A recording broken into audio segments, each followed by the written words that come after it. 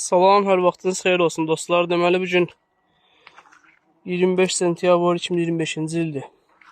Çoxdan da arıların yanına gəlmirdim. Təxminən bir həftədən çoxdur bəlkə də. Deməli, sarıca arılar həddindən artıq çox kütləvi şəkildə hücum eləyir. Yəni hətta mənim 2 koloniyamı sönmə həddinə belə çatdırıblar. Biz əvvəldən biraz dərmana görə zəifləmişdi arılar. Amma sarıca arılardan tamamilə demək olar sönmə həddinə çatıb.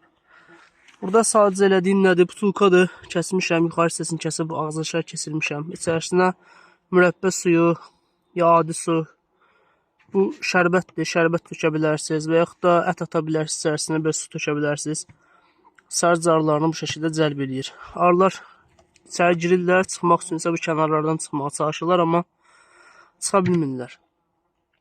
Qalırlar içəridə, düşüb suya boğulurlar.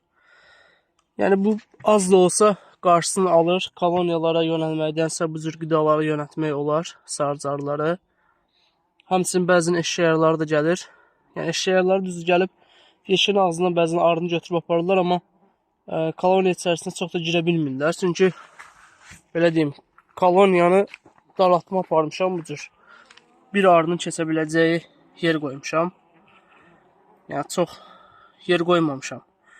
Amma sarıca arıları yəni hardansa girirlər. Bu cür koloniyalarda zəiflik görən kimi, ağızçıda arı olmayan kimi içəri daxil olurlar. Amma eşşək arıları daxil ola bilmir. Yəni dar olur. Sarıca arıları bu saat belə deyək, ən təhlükəlidir. Barovudan gənidən sonra. Baxın, hələ də içəridə burada sarıca arısı var. Girib içəri çıxa bilmir.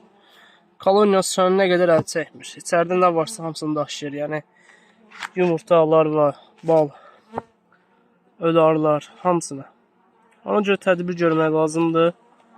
Ən gözəl variant yuvasını tapıb məhv eləməkdir yuvasını. Tapa bilsək əgər. Tapa bilməsək də o cürdən butulkalarda tələ yemi qurmaq lazımdır ki, arılar düşüb oraya ölsünlər.